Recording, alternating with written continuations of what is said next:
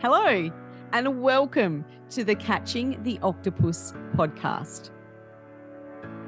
Here, we will explore how connecting inward gives us an advantage outward. We openly talk about the obstacles and challenges and difficulties that life throws our way and how they become moments of gratitude and things that can benefit us when we look back on our lives. I'm your host, Naomi Hurley, and it is my mission to bring you top quality guests that will share with you openly their obstacles and also the techniques they use to go inward that strengthens the way that they serve themselves and others at the highest level. Thank you for joining. Let's get started. Hello and welcome to this episode of Catching the Octopus podcast. Today I'm joined by Leda Mitrofanis, and Leda is a published author and is an expert on everything to do with self-identity. And I feel like self-identity is a really strong component of leadership. So I thought it'd be really interesting to bring her on and have a chat. So welcome, Leda. Thanks for joining. Thank you so much for having me, Naomi. It's a pleasure to be here and chat with you again. So could you start with just introducing yourself to the listeners? Yes. So I am a self-development counselor, and I work with my clients in helping them to reclaim their authentic self-identity. And I do that in working through the mind, body, spirit paradigm, and actually helping them to understand that they are more than their human identity. They are both human and spiritual identity, and teaching them how to integrate and harmonize that so they can have optimum well-being and healing.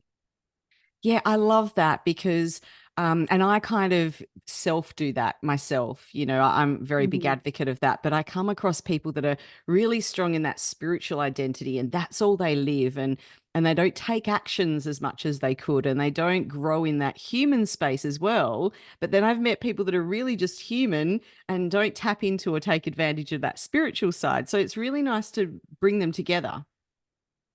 Yes, because that is in essence who we are. Yeah. Right. Many people don't understand that that is who you are. Your spiritual identity is your core essence, and your human identity is what you are currently living incarnate upon the earth. And a lot of people don't understand that and don't know how to live that way tangibly, how to marry those two tangibly, in a way that is not just one or the other. Yeah, and life sometimes gets us caught up in especially the human identity, right? We're caught up in that space. Yeah. And would you say that the human identity, and even the spiritual identity to some extent, is really made up of those belief systems? Yes. So our human identity, when we're born and we come into our current lifetime, right? Not to get too woo-woo here, Yeah. we become socially conditioned. So this starts with our nuclear family. We come into a specific race, culture, ethnicity, and all of the belief systems that surround that in our nuclear family is what we actually adapt. Those become our belief systems, along with any other passed down generational or ancestral traumas, and they start to form our human personality. Yeah. And because as children, we do what we're told, we look to our parents or our caregivers as the ultimate authority on how we should be. There are role models. And so we adapt everything that we take in, Yeah. right? We adapt to everything. We mold ourselves. So if we're not pleasing to do something that is pleasing to a certain parent, we know how to adapt ourselves. So we constantly shift as children, and that becomes our human identity in many ways. And And that then we take those belief systems and behaviors and we move into adulthood with Yeah, them. so I'm glad you said that because I was going to jump into adulthood. So sorry for interrupting you there, but as No, no, not at all. So as we move into even being leaders, we kind of still follow that pattern, don't we? As we're moving into the workplace, we're looking at other people and we're kind of modeling off of them as well. So we have the ability Correct. to pick up good habits and or good belief systems and bad belief systems, or I suppose challenging ones, as we become leaders, right? Right. What happens is that a lot of our belief systems are ingrained in us subconsciously, as are our male, female, and our relational dynamics in general. We take those and we take them subconscious. One of the times we don't even realize we're doing them. Yeah. So as we move into adulthood, whatever we learned is what we're applying. And until certain patterns show up that tell us, oh, wait, this isn't working for me right now. Where did I pick this up from? Yeah. And then we start to we start to question that and we become self-aware. And that's the key. So when we talk about someone who's in a leadership position, self-identity is crucial because in order to know where you're going yourself, you first have to know yourself, let Mm, alone lead others, mm, right? And when we talk about leadership, what are the qualities of a great leader? So we talk about empathy, authenticity, self-awareness, but my favorite word is integrity yeah. because integrity encompasses all the others. It's honesty, it's responsibility and accountability, right? It's how you communicate. Are you empathetic? Are you vulnerable? It's about justice. It's about doing the right thing and making those hard decisions. Yeah. And I think that when we talk about integrity and when we also explore our self identity, because self identity is very much tied in with self love, the two Mm, go in hand in hand. And this is how you solidify when you solidify yourself through self love, yeah. right? So when you love yourself, that brings you confidence, that brings you self trust, that brings you self acceptance, that brings you honesty. Again, we embody the virtues. And when we embody those virtues, those are all the same qualities that we value in a good leader. I love that. I really do. And I think one of the things that I've learned over time is I'm an avid learner. So if you have a look at my list of qualifications, it's huge. I'm always looking for a new thing to learn. But Right. when I went on my self-development journey, it was more about what I had to unlearn, right, to be able to Right. so it was not about putting stuff in, it was about taking stuff out. And that could really relate to that self-identity, can't it? Yes, because you're taking out the things that no longer work for you, the Mm, things that don't serve you, the things that you were handed and that you took almost by default because you thought that's what you had to do. And as you develop your own self awareness as you move into adulthood, then you say, oh, wait, this doesn't work for me. I'm not holding on to that. That mm. doesn't work for me, but this does. And then you start to morph accordingly. And have you ever found anyone that's kind of stuck in their identity, so that isn't open to those unlearnings, or knows that there's things that don't serve them well, but is kind of pretending they don't exist? Yeah, we see this a lot. And this is really just fear, Yeah. right? A lot of times we don't want to look at our patterns when they start to show up Mm, because we're afraid of change. We're resistant to change. We're afraid of what it might mean, yep. right? They're afraid that their life will be overturned and it's stepping into a place of the unknown. And many times the things that we unlearn are also painful. And it Yeah. takes us to an emotional place that for some people can be very overwhelming. So it's easier to stay in the safe zone, which is our comfort zone, Mm, right? And we're willing to tolerate, a comfort zone that is not working for us. But when the pain of standing still outweighs the fear of moving forward, that's when most people start to make those changes. It's almost as if, life will bring us challenges and obstacles and difficulties to push us out of that comfort zone. So that really, and it's not a punishment, it's to actually help us to heal and to help us to evolve, to make yeah. us better, Yeah. And it's if hard you at the will. time, it's hard at the time to recognize that though, right? So I've had some challenges over the last Yeah, yeah. months that have been quite significant. And how I've described it to some of my close friends is I feel like I'm just covered in shit right now. Like I've just got to sit in this shit. Now, one day I know I'm going to look back and go, gee, that was really helpful fertilizer, but I don't feel that right now, right? So um, Right, it's accepting, isn't it, that it's not going to be comfortable, it's not going to be nice, but that is part of that process of shifting and removing those things that are no longer helpful for us. right. It's also shifting our perspective. So Yeah. when we go through those challenging and difficult times, it's really helpful to understand that they're all there to teach us. So if you see every experience and you use it as a teaching tool, Mm, then it helps to neutralize that emotional trigger, mm, right? So it's easier, it's just most people come from a place of judgment and judgment and criticism, yeah. but it's it's better to neutralize that and come from a place of observation and discernment.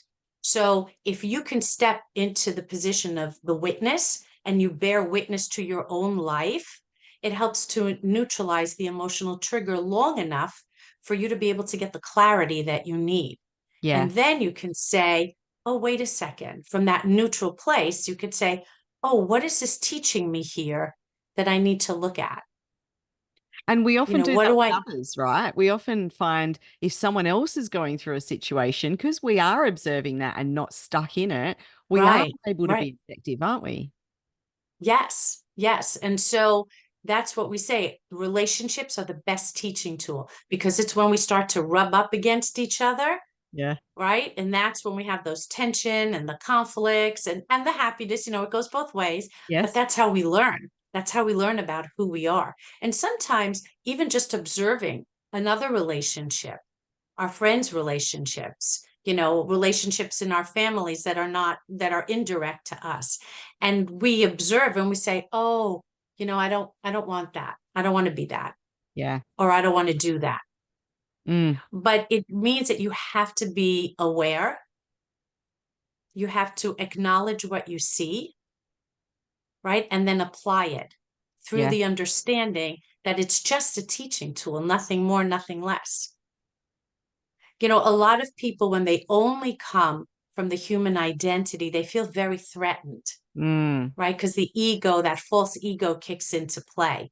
So if I'm going to be something other than I've been for the last 20 or 30 years of my life, does that mean it didn't count? yeah. Does that mean that it was bad or wrong? Yeah. And that's where the judgment and the fear comes in. Yeah, very true. And when we are in those leadership positions, especially, we have so many relationships that do challenge us. And I see that with normal humans, and this happens in personal relationships too, we're easily triggered by the people that are closest to us. Some random person in the street can make a comment or say something is easy to dismiss. But when someone's close to us, it becomes more personal. And by being in this space and having awareness of this, it would help you reduce those triggers, wouldn't it? To be able to be more objective and go, okay, I've got some conflict here. Instead of going into ego and trying to be right and trying to overpower them and those sorts of things, how about I reflect and go, why is that triggering me? What is not aligning here and what can I learn? Right. But remember, we're triggered by people whose opinions we really care about. Yeah. So when we see that random person who comes up to us and maybe says something, we just kind of quizzically look at them and kind of like, oh, what's that about? And don't think twice about it. Yeah. But people that we do care about are the ones that trigger us because we care about their opinion. So if they're saying something positive, we get all like, kind of thing. And Yeah. when they say something negative, it's like, the world is crashing down in Yeah. many cases. And if you're going to walk away and you're going to spin and spin and spin about it, and it's going to swirl in your mind and you're going to question it, that means they touched on a place where there is a truth. There's something you're not looking at, there's something you've disowned. Yeah. So a good leader is someone who is so self-aware that they're able to put themselves in a state of neutrality no matter who they're dealing with. Mm. Because When you are in that state of neutrality and in that space of self-love, your confidence level, you know who you are, your confidence level, your self-trust barometer is high. Yeah. Your sense of value is not dependent on your exterior circumstances or other people. And that makes a great leader because they're not affected by the things that anyone else says because they understand that they too are in their own journey, their own personal growth, maturity, Mm. evolution. And so they don't take it personally. Yeah. And when we work on our inner self and we do our inner work, this helps us become more effective because this is how we build that muscle. Yeah. But if we're reliant just on our human existence, which is, it sort of sits on the surface, if we don't incorporate that innate wisdom that we have, that internal compass, our intuition, that all comes from our spiritual identity. That's our foundation. That's our solid foundation that allows the human identity to flourish. Yeah, I love that.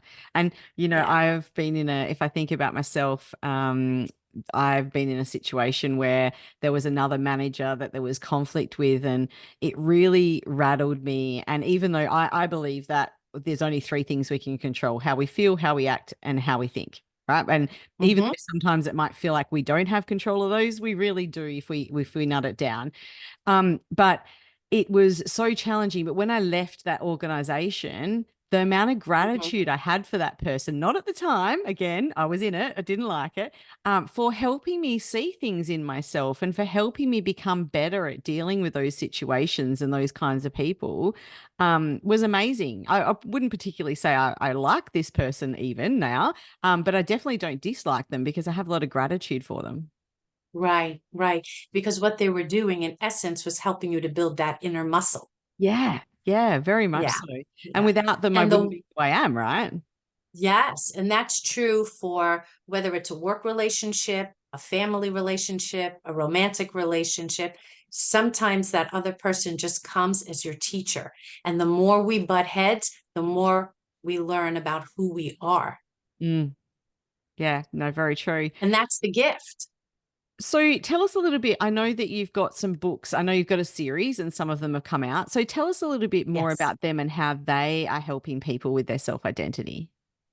Okay, so the series is called The Human Case of Mistaken Identity, and it's 4 books.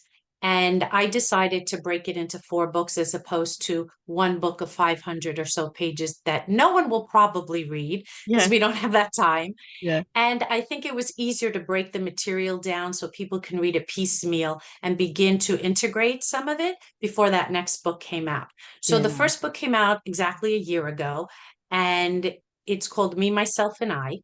yep, And that book it's the introductory book and sets the tone for the next 4 books. So that addresses the state of our world, things like labeling, disconnection, separation, and how it creates a separation theology, if you will, yep, that says that because you are different from me, I'm over here and you're over there. yeah, And it also makes the case for the spiritual identity and what that actually means tangibly.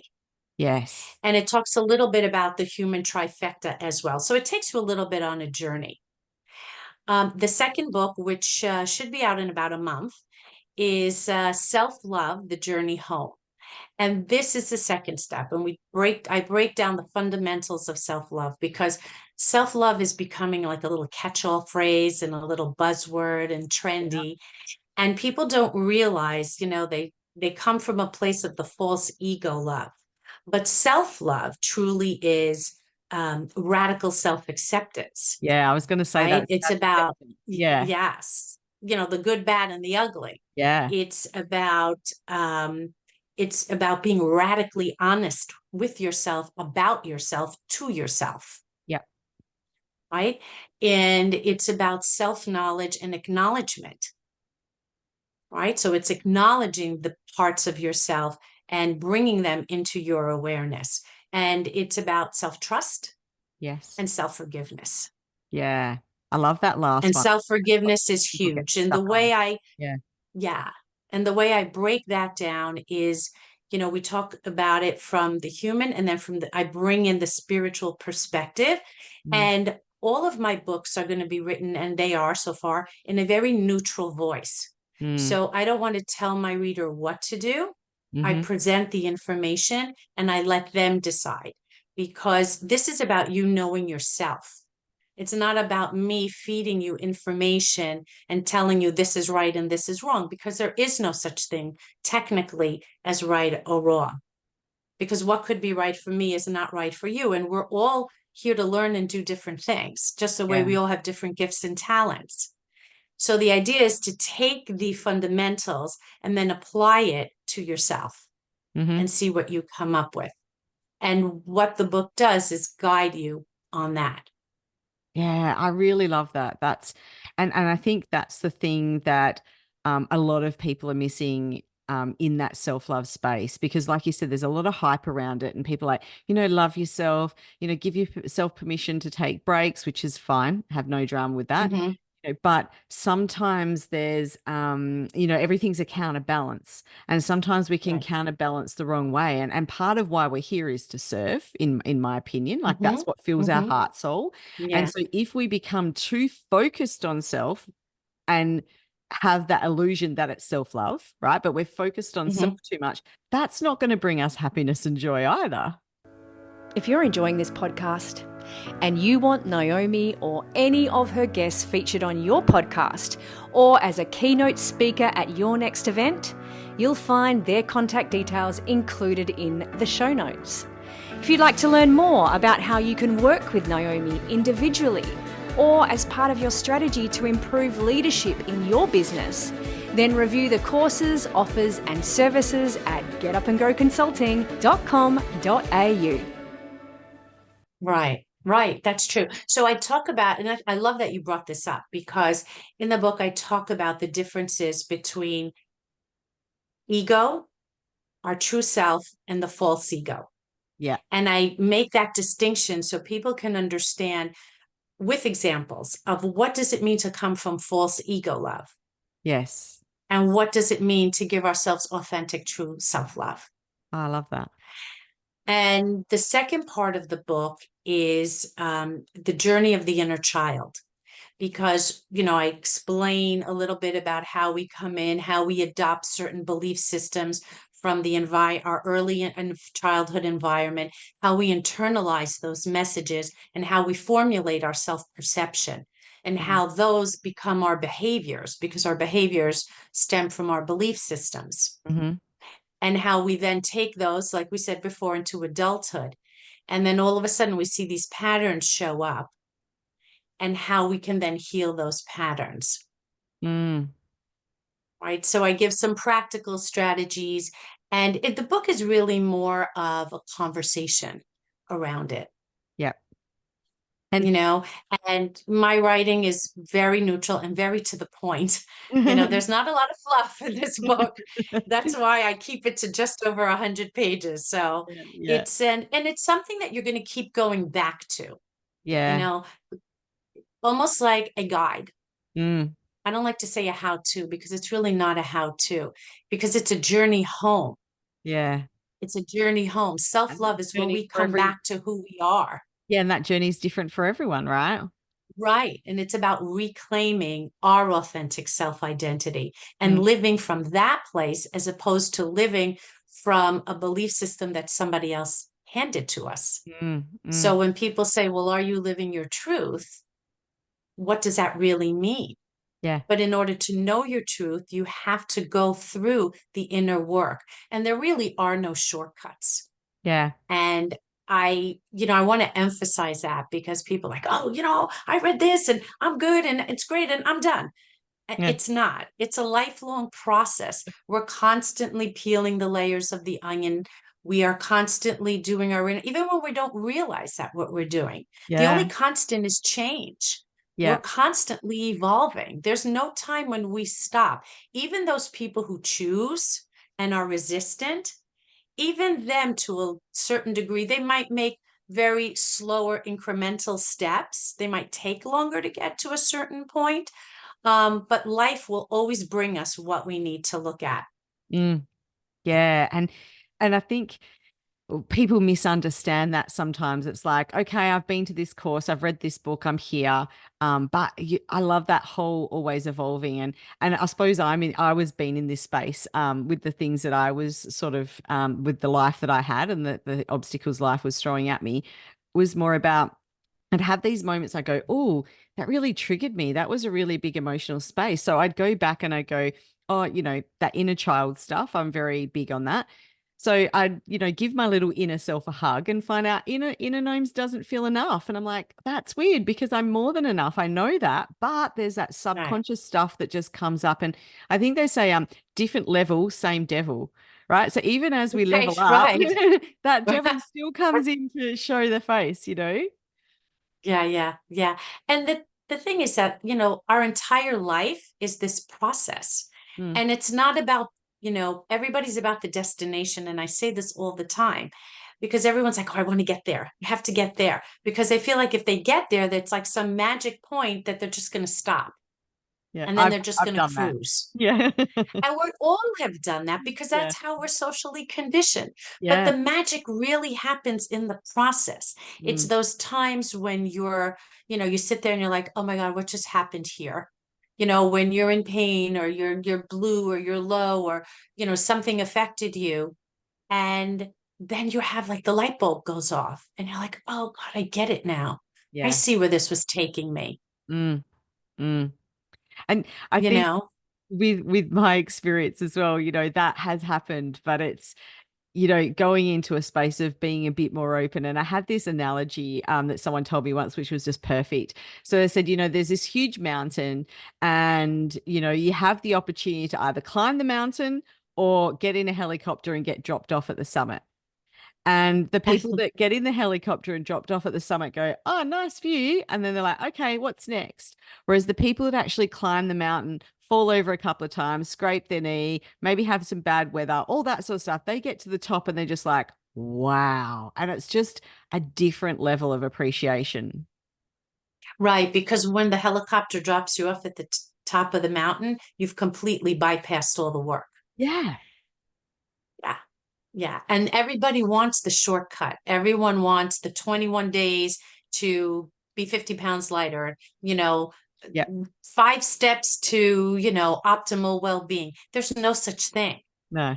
There's no such thing. And no disrespect to anyone who puts out that kind of material, but there's truly no such thing. The Mm. inner work is the inner work. You just, you can't skirt around it. It's going to find you. Yeah. Yeah. It's going to find you, whether you want it or not. Well, my friends and I have this little saying that we say to each other, we want to work on ourselves so life doesn't have Hmm. to. Now, it doesn't mean life doesn't, because life still throws things at us, but at least we're actually proactively doing it. And when I feel like I'm not, is when I feel like those big life events happen that really shake me up. It's kind of like, hang on, you've stopped. We need to get you rattled again, right? To get you started. Right. Well, most people don't want to do the inner work because they're afraid, because they feel like it's going to be painful and they're going to suffer and it's going to overwhelm them and they're not going to be able to get through it. But the truth is that pain is inevitable. It's Mm, inevitable. It's a part of the human life. But suffering, they say it's temporary, yeah. and it's only temporary based on your perspective. Yeah. So if you look at every experience as a teacher, yes, you're going to have the pain, but you move through it a lot quicker when you know it's a teacher, because you're willing to look beyond the pain Mm, and say, okay, what is this teaching me here? mm, mm. I, A lot of people feel they'll go 6 feet under. yeah. And I spent a lot of my life, especially my childhood, and this is kind of what was modeled to me is not feeling the pain. And also being told, if you cry, I'll give you something to cry about, all those sorts of comments we got as kids. Oh, yeah, yeah, Yeah. yeah, yeah, yeah, So yeah. I suppressed a lot and I got on with it. And so I used more of that yang power energy to just power through. And it worked to a certain Yeah, point, right? But what yeah. I've really realized now is by doing that work on myself, how much that didn't set me up for success. And now, I give myself time to feel. So my little mantra is feel and deal. So I give myself time to sit in the space and feel it. And yes, it's yucky and yes, it's gross. But then I've gone, okay, I've let it out. I felt it. Right. What are we doing now? And it's about that counterbalance again, isn't it? Not spending too much Hmm. time in either space, but giving them that equal opportunity for processing. Right, right. And you have to remember every time that you do that, you come one step closer to your authenticity.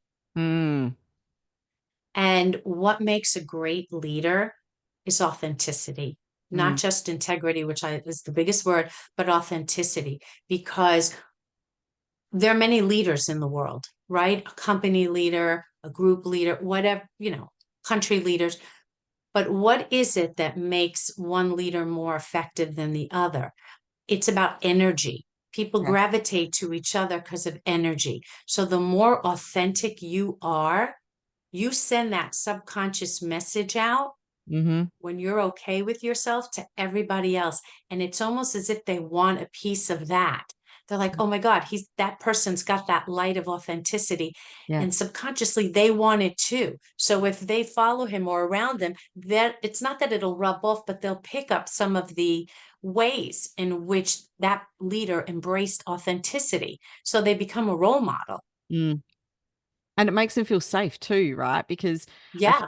Yeah. we've all got that, whether we believe in how energy works or not, we've all got the internal radar. And I feel like, Hmm. there's people I've heard, when I first met them, I didn't like them, but then I got to know them and they were great. And I said, yeah, well, when you first met them, chances are the way they were presenting didn't match their energy vibration. And you knew that.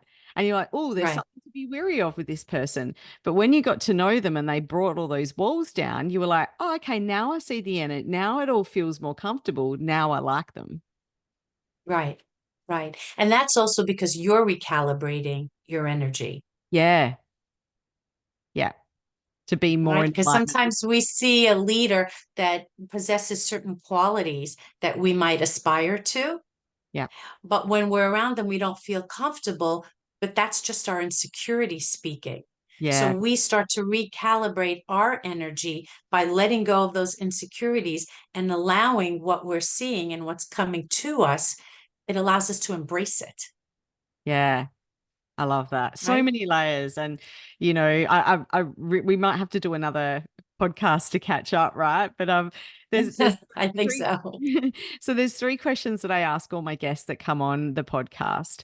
And Okay. I believe in everything you've just said. And I think that's why when we first met, I really aligned and was really excited to have you on the podcast. But, Thanks. these obstacles are, teachers sometimes. So could you tell us what the biggest obstacle you've had to overcome is, and how did that strengthen your connection inward? How did that create that connection there? So I'm a single mom. My in the true sense of the word is we never saw my ex again Yeah. after we parted ways. And so I was raising my son on my own. And I from young I was harboring some uh, qualities that made me feel not good enough, that I didn't deserve, that not necessarily that I wasn't worthy, but just that I didn't deserve and I wasn't Yes. good enough. Yeah. And those were my biggest obstacles. And I think becoming a single mom, where I literally started at ground zero, Mm. and I thought, God, how am I going to do this? So it taught me resiliency and it taught me how to self assess and really start to think about what I was believing about myself because I saw it manifesting in real time. Yeah. That subconscious belief really sabotaged me. I was self-sabotaging. And when the pattern started to show up, I thought, okay, something's wrong here. And I really had to go inward and look. And because I was alone a lot, I really turned it inward and it really turned more into the spiritual perspective, not religion per se, Yep. but more from who am I beyond what I'm doing here? Yeah. And then you ask the questions. What's my purpose? What's my vision for myself? Where am I going? Yeah. Because when you get to a place where you feel your life isn't working for you the way you imagined it, you have to start asking the questions. Yeah. Well, that's what life's doing to you, right? It's putting you in that space to Right. So give for you me, opportunity. it's been, I mean, that was about 16 years ago. Yeah. But But that's really kind of what got me started Yeah. on this path. And I just started, and it's a natural, organic process. It's not like you sit down one day and say, oh, okay, I'm just going to do some inner work. Yeah, no, it Life doesn't work brings you like the that. situations that prompt you to ask the question. And I say this, and I know it sounds funny, but people do ask me, they're like, well, how do you get started? And I was like, well, think about the things that have happened to you. Yeah. How have they changed you? Because we don't just perceive it from that perspective. Yeah. We all have those moments, Mm. but we don't necessarily quantify them that way. Yeah, and we kind of dismiss them a lot. Someone says, "How are you?" And we go, "Fine." Whereas I'm a little bit Yeah. different to that. So someone goes, "How are you?" I go, "Oh, this week's been challenging." And you see them looking around. They're like, "Oh, I didn't actually want you to tell me how you were," right? And they feel Right. uncomfortable. And Yeah, I I don't know. I know. I don't do it to make people feel uncomfortable, but that's my authentic self. If you're going to ask me how I am, I don't have to go into detail and overshare if you're not ready for it, but I'm going to tell you how I am. Great week this week. Right. A bit challenging this week. And I think if we have that realness about us, that makes it okay to go, yeah, actually, I'm having a really crappy week. But I'm getting Right. through. I'm managing it. Right. And that's about connection because we're losing our connection with each other. And Mm, unfortunately, technology has really helped us to do that. mm, And as we lose our connection, then we become uncomfortable around conversations that go a little bit deeper than, yeah, hi, yeah, I'm great. Everything is fine. Nice to see you too. How are you? yeah. And someone says, oh, you know what? It's been a really tough week. And then we don't know what to answer because we're starting to lose our socialization skills, our Yeah. face-to-face socialization skills. Yeah. Really good point. You can't send an emoji Yeah. face to Thumbs face. up emoji or an oh. You So know?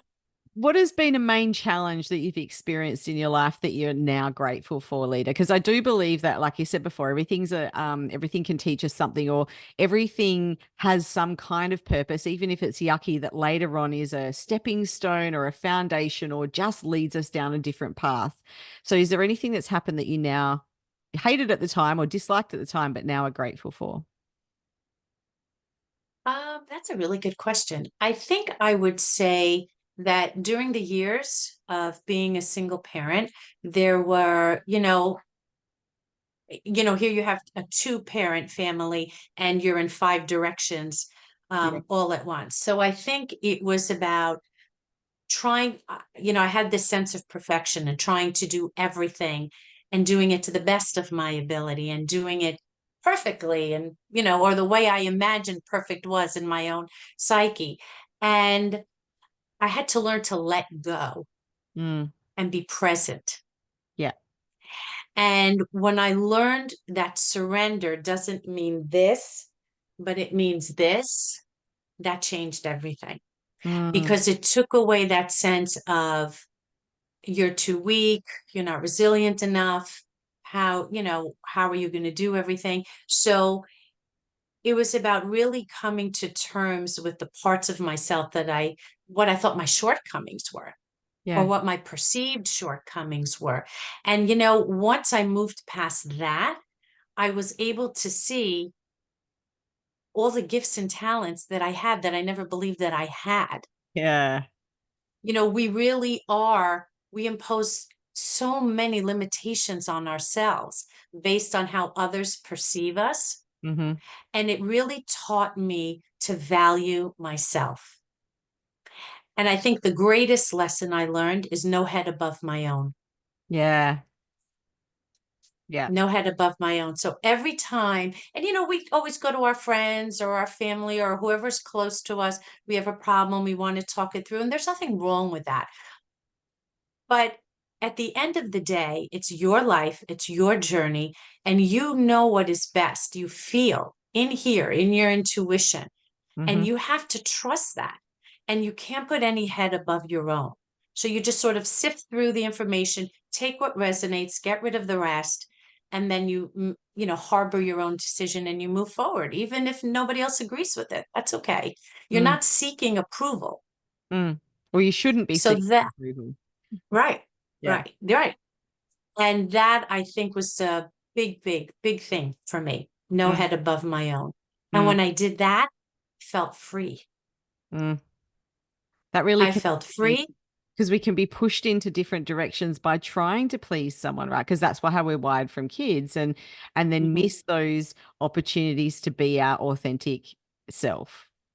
Right, right. Because our sense of value comes from ourselves. Mm, When we look externally to others to validate ourselves, we're constantly giving our power away. mm, mm. And when we constantly giving our power away, then we're on this emotional internal roller coaster of constant self-assessment, Yeah. right? And then that inner So, critic just speaks too loud, right? Because it's always, oh yeah, yeah, yeah. Oh gets us yeah, the too inner much. dialogue kicks in big time. Yeah, yeah.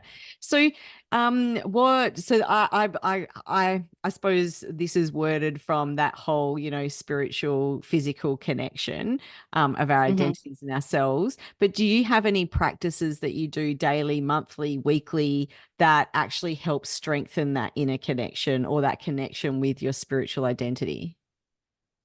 I do actually. So for me, I get up very early. I usually wake up somewhere between 5, maybe earlier, maybe a little later, give or take. And that's my time. I don't formally meditate Yep. anymore. I did initially, until I started learning. And now it's just, someone's asked me, and I'll put it to you this way. Someone asked me and they said, "Do you pray?" And I said, "Not the way you're asking me. Yeah. My life is an ongoing prayer." Yeah. So it's an ongoing conversation. So when I get up very early in that morning, that's my quiet time. That's when I allow, you're still in that half sleep state. You're not really awake. You're not in, your deep REM sleep, but you're almost in that alpha state. Yeah. And for me, it's when I have my inspiration, I get my ideas to write, and I give myself 2 hours at least. And that's the time where I connect with myself. And I allow it to organically unfold every morning. So it might be, I have a pad by my bed. So it might be that I want to write something, right? Sometimes I just, will sit very quietly, and I allow myself to sit in the stillness and listen Mm-hmm. so I can hear Yeah. what my inner wisdom and guidance is telling me. Mm-hmm. I tap into that spiritual aspect of myself, and it's about allowing. Mm. And we don't learn to sit in silence and in stillness because our monkey mind starts thinking, "Oh, I got to do this. I got to go here. I got to go this today. Someone said this to me, whatever." Yeah. Right? It's just a chatter starts. So I do this first thing in the morning because I won't hear it. And then I will get up and I like to ease myself into my day. Sometimes I'll listen to something inspirational, maybe, Yeah. and that could be any number of things. It could be music, it could be a film, and it could be reading a passage in a book, listening to a conversation, but it's geared towards something that's feeding my soul. Yeah. Yeah. So that could be different things for different people. But those 2 hours in the morning are for me and for that time. Mm. And, I sit in a very quiet space, um, and just allow myself to be. It's my time of communion. Yeah. And it's not just with spirit, but your spiritual self, Yeah. right? Yeah. Okay. And I Yeah. think what my belief system is the spirit, like spirit, God, source, universe, whatever anyone kind of relates to there, Right. a part of that is in us. And that is kind of that inner work. It doesn't have to be connecting with anything outside. It can just be connecting with that part of us that is connected. Because again, my belief system is we are all connected. There is a oneness, you know, Yes, of course. like a woven rug, the thread of that rug might Right. not directly connect with someone else, but indirectly it is through those other threads. So it's Right. about, having that space, like you say, of just going, Hmm. who am I? What am I? What do I need to do? What are those steps? How do I feel? Does this feel Hmm. comfortable? why doesn't it feel comfortable? Oh, that's an inner belief system. Or actually, no, this is actually something that's wanting me not to go there. And the more we Mhm. sit and feel, I feel like the more we're able to determine what those feelings are in our body, in our soul, in our mind. True. And for me, it's also an ongoing conversation with spirit. Yes. So I will, in my mind, I'm actually having a conversation. And when I thought about that, I've actually been doing this since I was very young. I just didn't know that's what I was doing. Yeah. But I would talk to them as if they were standing right next to me. Yep. I would ask a question and I would say, okay, find a way to send me an answer to X, whatever my question was, whether I was 15 or 21 and I was trying to figure things out. And it could be something about your human life, but it could be something more esoteric, Yes. right? Yeah. Yeah. No, that And real. and you'll always get an answer. It just comes in many different ways. That's right. And you've got to be in that space of being able to see the answer too, isn't it? Like Yeah. sometimes I Yeah. know when I've been really busy, really stuck in it, it's kind of like I'm being slapped with the answer over and over, and I'm still not That's getting true. it. Yeah. Well, the truth is, we're very distracted. We all have very busy lives. And, the state of the world today, and, between technology, the way we socialize, the things that we have on our plate, everyone is running in many different directions at the same time. Mm, And we're distracted. There's a lot of noise. mm, And people say, well, I can't hear anything. Well, you have to stay away from the noise. yeah. Yeah. Spend the afternoon in your garden cooking, painting, listening to music, sitting with a quiet book. When you do a jigsaw puzzle, when you sit in those very quiet moments, stillness, when you're completely absorbed, that's when you can hear. Mm, that's a great But way. you can't hear when it's very, very noisy. And we Yeah. live in a very noisy world. Don't we? Well, Yes. look, thank you very much for jumping on. Just before we do finish, though, I'd just like to say if someone wanted to reach out and purchase the book or even just contact you to catch up or get some advice, what's the best way for them to find you? The best way is through my website, Yep. and it's simply leda.com. So it's very easy to remember because I'm quite simple, and that's how that actually came about. Nice. And everything is there. They can contact me directly through there. There are links to the books on Amazon and Barnes and Noble and all these other outlets that you can get the book from. There are podcast links there, information on all my services, and and of course, all my social media links. So it's all gathered in one place, and that's the best place to go. Perfect. Well, I'll include that link in the show notes as well, just to Perfect. make Thank you so things, much. yeah, easier for people to get there. But thank you again for your time. I know you're in a totally different time zone, so it's really late for you where you are. But I appreciate you giving us the time and joining in to share with our listeners. I thank you so much for having me. This has been such a pleasure. And I always enjoy talking to you. And hopefully the conversation will continue. Thanks, Leda. Thank you, Naomi. Thanks for joining in and listening to this episode of Catching the Octopus podcast. It's been great having you here. And if you'd like to go and like and subscribe and maybe even leave a 5-star rating if you think it's worth it, I'd really appreciate it. I look forward to seeing you in